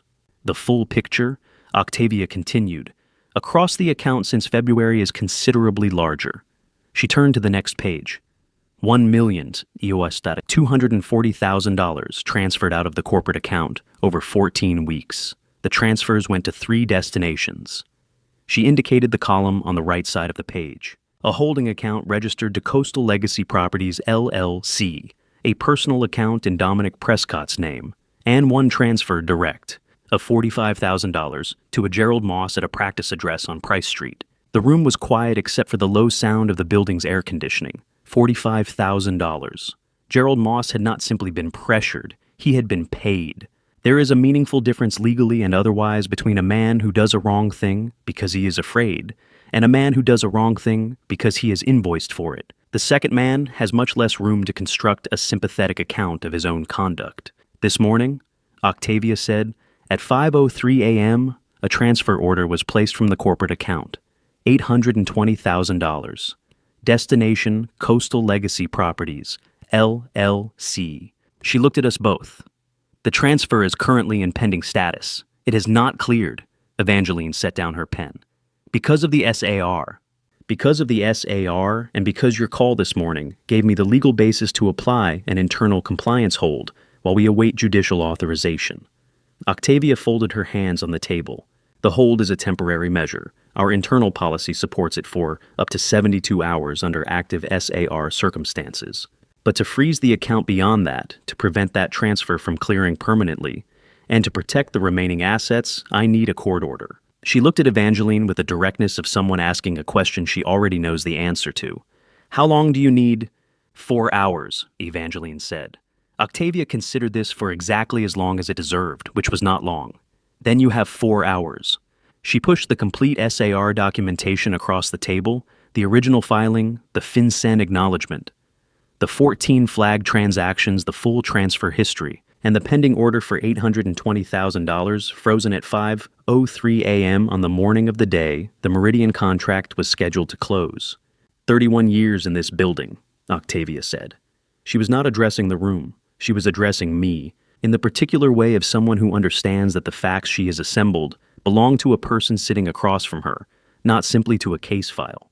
I have watched a great many people attempt to move money that did not belong to them through accounts they did not have the right to control. I have never allowed one to finish. She held my gaze steadily. Mr. Prescott, your company's money is still in this building. Let us keep it that way. We left the bank at 8:40. Broughton Street had completed its transition into the full morning, the coffee shop 2 blocks east open, and busy the delivery trucks making their rounds. The ordinary Monday of a city that did not know what was being assembled inside the buildings around it. Evangeline was already moving phone in hand, walking at the pace of someone whose mind has shifted into a different register. I'll file the emergency ex parte temporary restraining order within 2 hours, she said. Every piece of physical evidence, the USB, the POA, originals from Humphrey, all of it needs to be at my office before 10. She did not look up from her phone. I'll handle the rest. I had one more stop to make. Not to gather anything, every document, every photograph, every file had already been accounted for and would be in her hands within the hour. This stop was different. I had been carrying something since 11 o'clock the previous night, and there was a person who needed to receive it before this day moved any further. Everything Walter has built in 4 days comes down to the next 4 hours. Before I take you inside, courtroom 4, drop a 4 in the comments. Simple as that. Just let me know you're still in the room. This story contains fictional elements woven in for storytelling purposes. Some details are not drawn from a single source, but the truth underneath them is something I believe you'll carry with you. Before I went to Evangeline's office, I made one stop. Estelle Fontaine answered her door at 8:50 in a house robe and reading glasses, a cup of tea in her hand, with the unhurried composure of a woman who has been expecting company even when she has not been told to expect it. I handed her the folded piece of paper I had written at my kitchen table at 2 in the morning, not a legal document, not evidence, simply an account of what had happened since she knocked on the door of apartment 4B on a Sunday afternoon and told me not to turn on the lights. She held it for a moment without opening it. Is it done? She asked. Not yet, I said, but it will be today. She nodded once and closed the door. I drove to Broughton Street. At 9 o'clock, I laid everything on Evangeline's conference table in the order I had organized it the night before. The USB drive from Raymond's 6 audio recordings and a complete email archive. The 47 photographs from Cornelius numbered in pencil on the reverse. The original POA documents from Humphrey's locked drawer. the genuine instrument from 2022 and the forged version side by side, the bank documentation from Octavia, 14 flagged transactions, the SAR filing the FinCEN acknowledgement, and the pending transfer order for $820,000. The screenshots Vivian had collected across 3 months, each renamed with its date. The cognitive assessment report from the dumpster on Price Street. Marcus's compiled financial summary. Evangeline stood at the head of the table and looked at it all for a long moment, the way a person looks at something they have heard described and are now seeing in its full physical dimension. In 20 years of practice, she said, "I have never walked into a courtroom carrying a more complete record." She set her hands flat on the table. "Walter." A pause. "There is no going back from this. Once I file, this becomes a matter of public record and criminal referral. Everything that follows for Dominic, for Moss, for everyone whose name is in these documents will be irreversible." I had been awake since before 5. I had read everything twice. I understood what irreversible meant. "File the petition," I said. She was already reaching for her briefcase. At 10:15, the door to the conference room opened, and Evangeline introduced Detective Beauregard Taft of the Savannah-Chatham Metropolitan Police Department, a large, quiet man in a dark jacket who had the deliberate economy of movement that comes from many years of sitting in rooms where things were about to become official and learning not to disturb that process. He shook my hand with the particular formality of someone who is conducting himself for the record. "Mr. Prescott," he said, "I want you to know that the Federal Bureau of Investigation has been conducting a parallel investigation into Coastal Legacy Properties, LLC, and its associated transactions for 14 months. The suspicious activity report, filed by First National in April, was the third such report connected to entities affiliated with Grant Halford across 3 states. He set a single page on the table, a case number, a court, a date of filing. This morning, the United States District Court for the Southern District of Georgia issued a federal asset freeze order covering all accounts and instruments associated with Coastal Legacy Properties, Dominic R. Prescott and 4 additional named individuals. A pause. Dr. Gerald Moss is among them. The room absorbed this. 14 months. The federal investigation had been running since April of 2024, 12 months before Dominic had walked into Humphrey Stahl's office with a folder of old debt. Whatever Dominic believed he had been building it inside a structure that was already being observed from above. At 10:47, Evangeline filed the emergency ex parte petition for a temporary restraining order at the Chatham County Superior Court. I sat in the gallery and watched her present to the Honorable Patricia Calloway, a different Ashford than Vivian, a coincidence of surnames that meant nothing except that Savannah is at its core, a city of a certain size where names recur. Evangeline argued 3 elements in the precise order the law requires. First, irreparable harm. The Meridian contract was scheduled to close in 73 minutes, and a transfer of intellectual property rights under a forged power of attorney would create damage that could not be fully remedied after the fact. Second, clear evidence she placed the 2 POA documents before the court, the 2022 original and the forged instrument, and said simply, "The signatures do not match, and the notarizing officer has confessed under interview." Third likelihood of prevailing on the merits, she referenced the federal asset freeze already in place, the audio recordings obtained under Georgia's one-party consent statute, and the 14-month federal investigation that had produced its own parallel findings. She spoke for 11 minutes. Judge Patricia Calloway signed the order at 11:48. The TRO covered the Meridian transaction, the pending bank transfer, and all instruments executed under the disputed power of attorney, the federal freeze already active, extended coverage to the interstate dimensions of the scheme. 2 orders, 2 jurisdictions, the same result. Everything stopped. Marcus called at 11:58. "It's done," he said. "All accounts frozen. The Meridian closing just fell apart. Their attorneys received notice from the court 4 minutes ago." A brief pause. Dominic was notified at 11:51. I was standing on the steps of the Chatham County Courthouse in the full noon heat of a Savannah June, de Rebas, looking across Wright Square at the live oaks that have been standing in that spot longer than any building I have ever designed. I said nothing. At 12:01, my phone showed Dominic's name. I let it ring. At 12:03, it rang again. I answered. There was a silence on the line, not the silence of bad reception, not the silence of a man collecting himself, the silence of a man standing in the wreckage of something he had constructed over months and believed to be sound, listening to it come down. Then, how? Not a question, a word, repeated. How? I had heard that word spoken in exactly that register once before 20 years ago, when a contractor I had trusted with a foundation had substituted inferior fill material and stood beside me watching the first wall crack open along a line I had not designed, saying, "How can this be happening?" Not because he did not understand the physics of what poor foundations do to buildings, but because he had been so certain he would not be caught. That discovery itself seemed to violate some law he believed in. How is not the sound of remorse. It is the sound of a man who trusted his own architecture and is watching it fail. I ended the call. That evening he came to the house. I had been sitting in the same chair for 3 hours when I heard the key in the lock. I did not move. The bourbon was on the side table where I had placed it at 5:32. Fingers neath the glass still full, and the ice long since melted into nothing. The lamp in the corner was on low. The windows were open to the square, and through them came the sound that Savannah makes in the deep of a June evening, the cicadas at full register. The distant suggestion of traffic on Abercorn Street, the occasional voice from somewhere along the block, a city going about the warm and ordinary business of a Tuesday night. The door opened. Dominic stepped inside.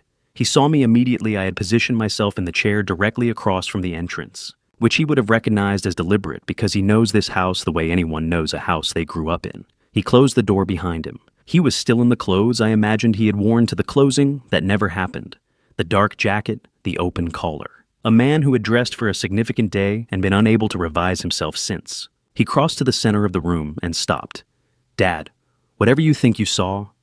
I lifted the first envelope from the stack on the table and set it down without opening it. He stopped talking. I lifted the second, the third.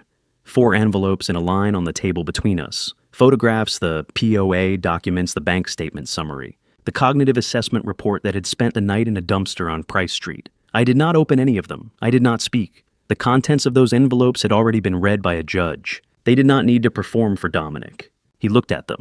Something in his posture shifted the particular recalibration of a man who had come prepared for one kind of conversation and has recognized he is in a different one. "You have to understand," he said, and his voice had moved into a different register, softer, more careful, reaching for the tone of a man explaining something complicated to someone he loves. "The company was in trouble, Dad. Real trouble. Not the kind that shows up in the numbers you were watching. Deeper than that. I was trying to protect what you built. I was trying to make sure there was something left. Everything you were describing," I said, "has been placed before a judge." He was quiet for a moment. Then he tried the last door available to him. "I have a medical evaluation," he said, "from a physician who has known you for 12 years. A formal assessment indicating early cognitive decline. Dad," he paused, and to his credit, there was something in his face that was not entirely performance. "I have been worried about you, about whether you have been able to make clear decisions. Any attorney will argue that the evidence you collected was gathered by someone whose judgment, efkast wear svenesididaarsil." I picked up my phone from the arm of the chair and pressed play. Moss confirmed Walter called him. "Raymond, if Walter reaches out to you, you know nothing," understood Dominic's voice. From a Tuesday evening 3 weeks ago, coming out of a speaker in a room he had grown up in. The quality of the recording was clean and flat and entirely without drama, the way the most damaging evidence usually is. The room went completely quiet, not the quiet of a conversation pausing. The quiet of a man who has just heard the door he was standing behind open from the other side and found that there is no room beyond it. 7 seconds. I counted them the way I had counted the silence on Gerald Moss's phone line, not with impatience, but with the steady attention of someone documenting a moment they know they will remember with precision for the rest of their life. Dominic sat down. He had not been invited to, but his legs had made the decision independently. He looked at the floor between us, and for the first time since he had walked through the door, he looked like someone whose age I could accurately calculate, not the controlled forward-moving version of himself that he presented to every room he entered, but something younger and more uncertain underneath. When he finally spoke, his voice had changed again. Not performance this time, something quieter than that. "Does it always have to end this way?" He said it to the floor, or to the space between us, or to no one in particular. Even before He stopped. The sentence hung there unfinished. The way sentences hang when the person speaking them has reached the edge of something they had not planned to say. He did not complete it. I looked at my son. I looked at the set of his jaw and the slope of his left shoulder fractionally lower than the right. A habit from a childhood backpack that I had corrected a dozen times and eventually accepted as simply part of how he moved through the world. I looked at the hands that had signed a document at a conference table in the Drayton Building 4 days ago, and I tried with the full and honest effort of a man who has spent 40 years attempting to understand the structures people build and why they build them, to locate something I recognized. I found it. That was the worst part. I found it. I have loved you every day of your life, I said. Every single day, without condition and without accounting. I let that sit for a moment. That is why this is the saddest room I have ever sat in. I stood up. I walked to the front door and opened it. The night air came in the jasmine from somewhere along the square, the cicadas, the amber of the gas lamps casting their familiar circles on the pavement below. "Good night, Dominic." He rose from the chair. He crossed the room. He passed through the door without looking at me, without speaking, and walked down the front steps into the dark with the careful, deliberate gait of a man concentrating on the precise placement of each foot as though the pavement itself could not be trusted. I closed the door. I stood with my hand on the latch and listened. The engine of his car starting a sound I have known since he was 16 years old, and I taught him to drive in the parking lot of a warehouse on the east side of the city that I was renovating at the time. The engine moving away down the street, diminishing, gone, and then only the house. The same house it had been for 40 years. The same furniture, the same arrangement of rooms, the same particular creak of the floorboard just inside the dining room threshold that Eleanor and I had, always meant to fix and had come to regard as a kind of announcement whenever one of us came home late. All of it still here, all of it intact, but quiet now in a way it had not been before. Not the quiet of a house whose occupants are sleeping, the quiet of a house that has been asked to hold something it was not built to hold, and has managed it and is resting. I went back to the side table. I picked up the bourbon. I held it for a moment, the weight of the glass, the color of the liquid in the low lamplight. Then I set it down without drinking. There was nothing I wanted to blur. I went upstairs. I slept without dreaming, which surprised me. In the morning before I had finished the first cup of coffee, there was a knock at the door. Not a key. A knock. 2 deliberate sounds, unhurried and official. 2 men in suits on the front steps of the house, the Monterey Square fountain visible over their shoulders, the morning light clear and full and without any sympathy whatsoever. There are moments that arrive with a particular quality of inevitability. Not surprise exactly because some part of you has understood they were coming, but a weight that exceeds what you had prepared for, nonetheless. I had known since Tuesday morning, standing on the courthouse steps, that Wednesday would bring something official. I had not known the precise shape of it until I opened the door. Beauregard Taft stood on the front steps of my house with 2 people I had not met, before a woman in her late 30s with a credential wallet already open at eye level, and a man behind her who was holding a document folder, the way professionals hold things they intend to refer to. The morning light was clean and unhurried. The fountain in the square behind them moved through its ordinary pattern. "Mr. Prescott," the woman said. "Special Agent Dana Calloway, FBI. We have an arrest warrant for Dominic R. Prescott. He's currently in custody." A brief pause, professional and not unkind. "We'd like to speak with you with your attorney present at a location of your choosing. We can go to her office if you'd prefer." I set my coffee cup down on the entryway table. "Give me 5 minutes," I said. Evangeline was at her office before we arrived. Taft had called ahead, which told me these arrangements had been made at a level above the Wednesday morning knock on the door. She was standing when we came in, 4 chairs already positioned around the conference table, a fresh legal pad open in front of her seat. She looked at me once, a quick and thorough assessment.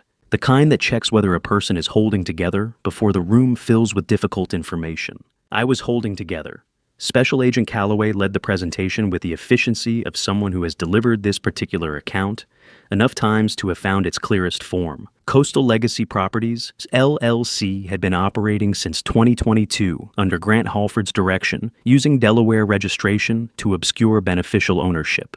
The company's stated purpose was real estate acquisition and development. Its actual function was the systematic targeting of elderly property owners and business principals, identifying individuals with significant illiquid assets, establishing relationships through false professional pretexts, and executing fraudulent transfer schemes designed to move ownership before the victim understood what had occurred. Halford had 4 prior convictions and had adapted his methodology after each one becoming more sophisticated with each iteration.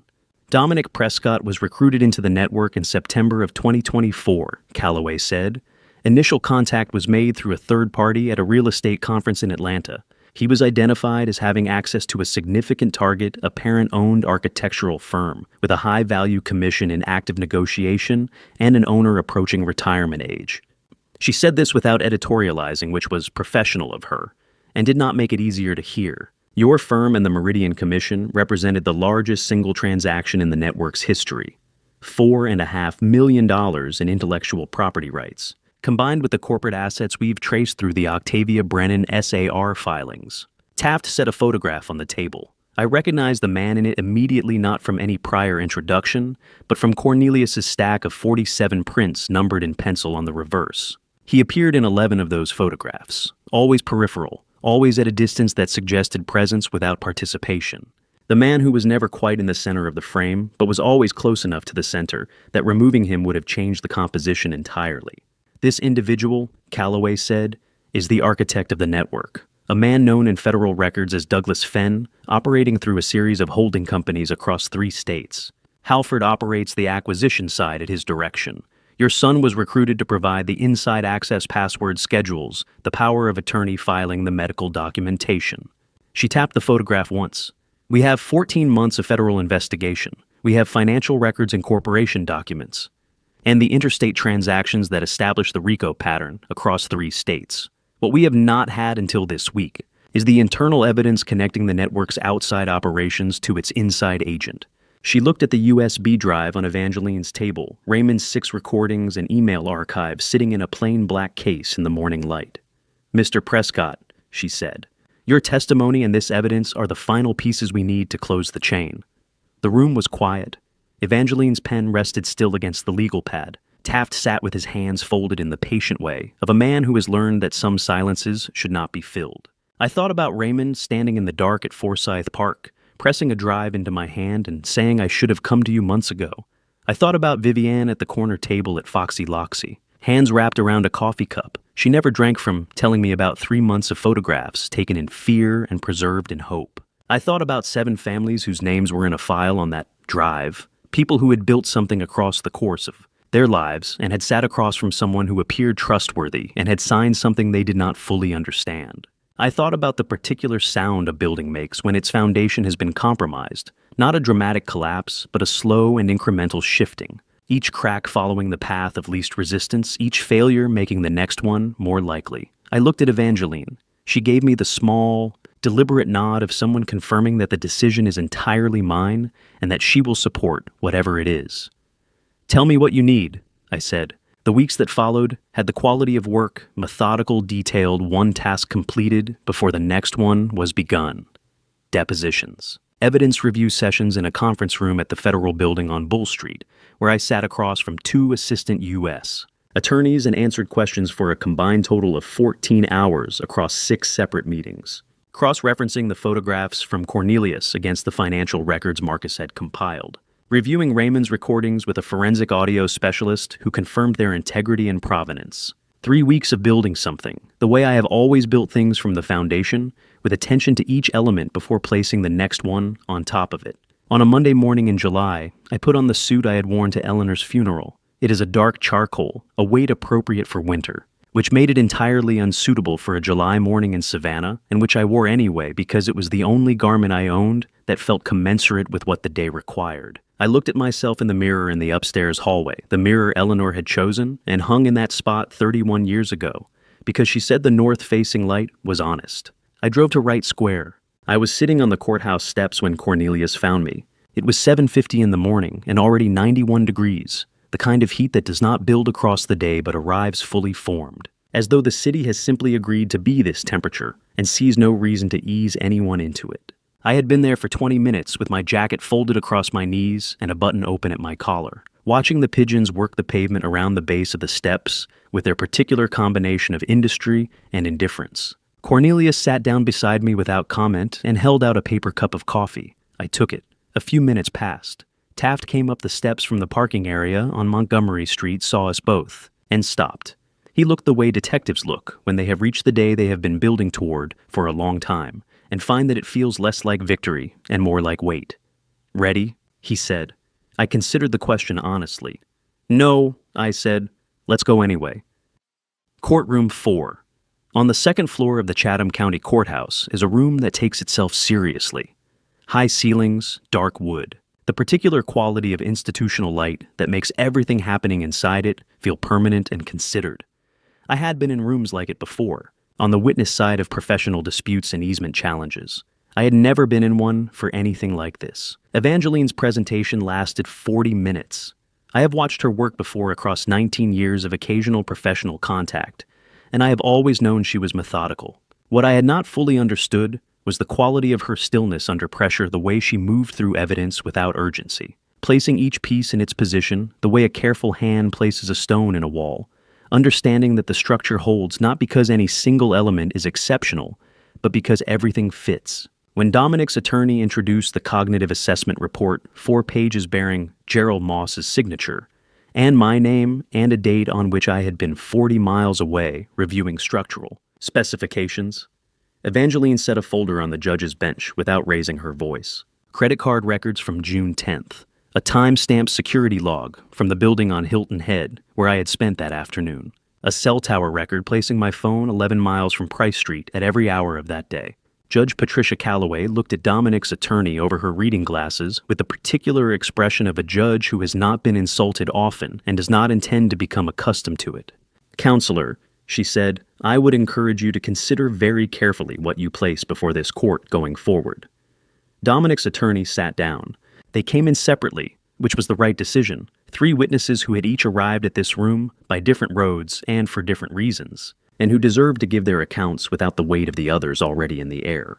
Vivienne spoke quietly and without hesitation, the way a person speaks when they have decided that precision matters more than composure. She described the document she had seen on Dominic's desk in January, the months of photographing screens in an empty room. The name Grant Halford appearing again and again in language about clean transfers and closed timelines. She did not look at Dominic while she spoke. I understood that. Humphrey Stahl placed 2 envelopes on the evidence table with hands that were not entirely steady. He described the visit in April, the folder of old debt, the specific words Dominic had used. He did not ask for sympathy, and the room did not offer any, which was the correct arrangement for everyone involved. Raymond was last. He was 26 years old in a courtroom that had seen considerably older men broken by considerably smaller truths. And he sat in the witness chair with the specific quality of someone who has already done the hardest part, which was telling the truth the first time in a park at 11 o'clock at night, to a man who had trusted him and had reason not to. Everything after that was repetition. When he finished, I looked at Dominic, just once. Across the width of the courtroom, in the moment before the next procedural movement began, I let myself look directly at my son. His head was down. His hands were flat on the table in front of him, the left shoulder slightly lower than the right. The habit of a too-heavy childhood backpack that I had corrected a dozen times and eventually accepted. 42 years I had known this person. I had known his first word, his first architectural drawing, a lopsided house in crayon at age 5, that I had kept in a folder. I still had every version of the person he had been on his way to becoming this one. I had not seen this one coming. That was the fact I had been carrying for 30 days, and it did not get lighter for being named. Judge Calloway delivered the civil judgment at 2:15 in the afternoon. The power of attorney of May 26th was declared void ab initio, without legal effect from the moment of its creation. The amendment of June 11th likewise. All transactions executed under either instrument were unwound. The full corporate assets of Prescott Architecture Group, totaling $8.3 million, were restored to Walter J. Prescott. The Meridian International Commission intellectual property in its entirety returned to its originating architect. The federal criminal sentences had been handed down the previous Thursday in U.S. District Court. I had not attended that proceeding by choice. Grant Halford, 18 to 22 years. Federal system, no parole eligibility for the first 15. Gerald Moss. License revoked by the Georgia Medical Board, $180,000 in fines and restitution. 36 months probation. Dominic, 12 to 15 years, 12 to 15 years. I wrote the number on the legal pad in front of me and looked at it for a moment. Then I closed the pad. Outside, the July heat was absolute and merciless, the kind that makes the pavement seem to breathe. Taft found me on the steps with my jacket over my arm. 7 families, he said. Mister, Prescott all 7. Everything frozen, everything referred.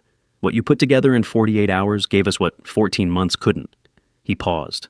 That matters. I nodded. Cornelius appeared at my left and placed one hand briefly on my shoulder, a gesture that required no elaboration and received none. I sat down on the steps, The July sun came down without sympathy on Wright Square, on the live oaks and the fountain and the pigeons and the lawyers walking briskly in both directions. All of it continuing at its ordinary pace, the way a city continues, regardless of what has just been decided inside its buildings. A pigeon landed 3 feet away, considered us briefly, and left. "You all right?" Cornelius asked. "No," I said. "Good," he said. Anyone who walks out of something like this feeling fine isn't somebody who was paying attention. I drove home alone, stood in the hallway for a while with my jacket over the banister, and the house doing what houses do, holding everything, making no comment on any of it. Then I went back out to the car. I took the Marsh Road's east windows down the salt air coming in off the water, past the point where the city thins out and becomes something older and quieter, past the places where the live oaks grow so close to the road, their roots have lifted the pavement in long, patient ridges. I was driving toward Isle of Hope.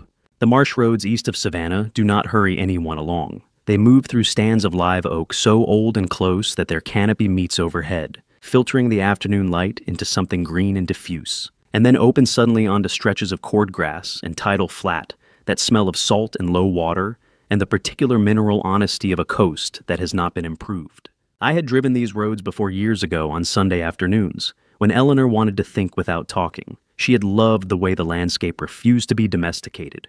I found the address Marcus had noted in his file 3 weeks before, a white clapboard house at the end of a lane where the land gives way to Skidaway Narrows, with a dock that extended maybe 20 feet over the water, and a gardenia hedge along the front walk so heavy with bloom that the sweetness reached me before I had finished closing the car door. Estelle opened the door before I knocked. She looked at my face, the suit, the undone collar, the particular quality of a man who has just spent 7 hours in a courthouse and said nothing about any of it. She simply stepped back and held the door. "Tea," she said. "Kitchen." We sat at a pine table that had probably been in that kitchen since before either of us was born, with the windows open to the water and the tide moving slowly in the narrows below. She poured without asking what I wanted. I told her about the judgment, the civil restoration, the criminal sentences, the POA declared void from its first moment. She listened the way she had listened in the apartment on Bull Street, completely without filling the spaces between facts with commentary. When I finished, she set her cup down. 7 families, she said quietly. 7 families. She had known about them before I did. I realized that now. I looked at the water through the window for a moment. "Why did you warn me?" I said. "You could have let it go. It wasn't your business. You didn't owe me anything." She was quiet for long enough that I thought she might redirect the question. Then she folded her hands on the table and looked at them. "And 30 years ago," she said, "I was in my 2nd year on the bench. A case came before me, a man 67 years old, a contractor. His son had forged documents transferring the equity in his business to a shell company. The case had procedural problems. I ruled on a technicality." A pause. "The correct ruling. By the letter of what was in front of me. The wrong ruling by every other measure." She looked up. "He lost everything. He died 19 months later. His doctor said it was cardiac failure. I have always believed it was something else." The gardenia smell moved through the kitchen on the afternoon air. When Dominic came to my door about the apartment, she continued. He was charming and thorough and asked very specific questions about the sightline from the 4th floor windows of the building across the street. He didn't know I had spent 40 years learning to read the difference between a man who is curious and a man who is measuring. She paused. I tried to reach Vivienne. He had redirected her number calls from my line, went to a voicemail she never received. I could not get to anyone close to you. She looked at me directly. So I waited. I knew Dominic had given you that apartment for a reason. I knew eventually you would come. 2 months, I said. I've waited longer for harder things, she said simply. I held the teacup without drinking. How did you know Eleanor? I said. The shift in Estelle's face was small and unmistakable, the particular softening of someone who has been holding a name carefully for a long time and has just been given permission to set it down.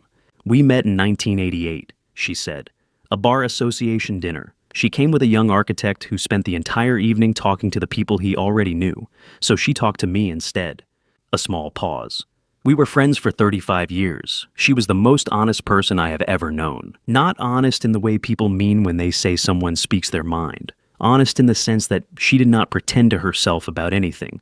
Not about what she wanted. Not about what frightened her. Not about the people she loved. I was watching the water. She called me in September of 2023, Estelle said. About 6 weeks before she died. She was very clear about why she was calling. Estelle looked at her hands again. She said, look after him. Not because he can manage anything, but because he will never ask anyone for help, and someday that is going to cost him something he can't afford to lose. The kitchen was quiet except for the tidal sound from the Narrows and the small movements of the afternoon.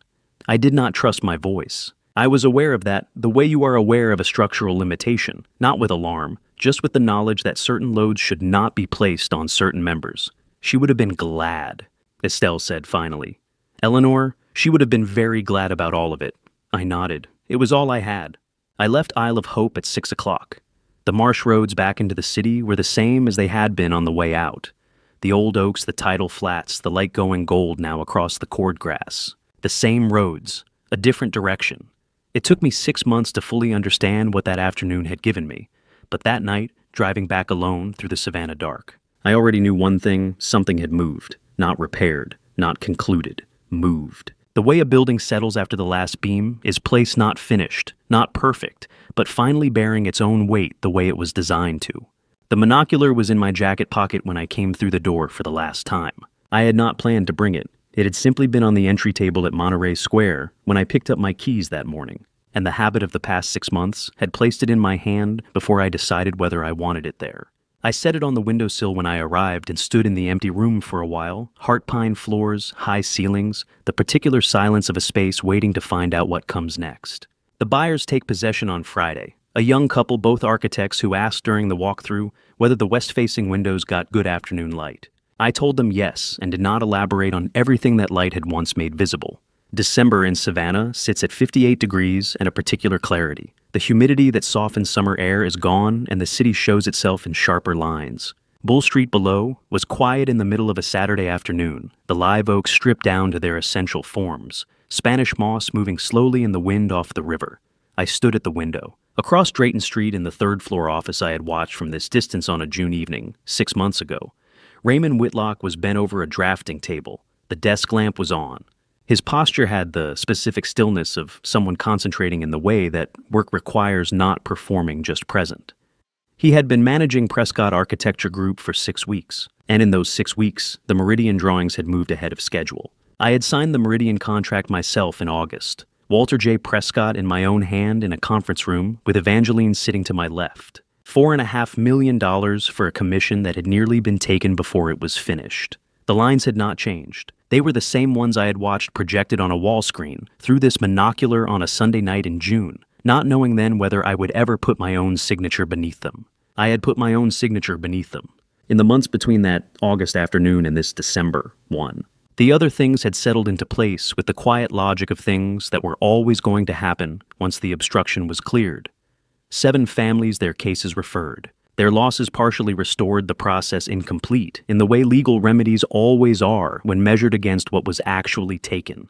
Vivienne had filed for divorce in September. I had called her afterward, not with comfort exactly, but with the plain acknowledgement that she had been braver than she knew when she sat at a corner table in the Starland district and pushed a phone across to a man who had reason to doubt her. She was quiet for a moment. Then she said, "Thank you," and I understood she was not thanking me for the call. Cornelius and I had breakfast every Wednesday at a place on Broughton Street where the coffee arrived without ordering. We did not talk about the case.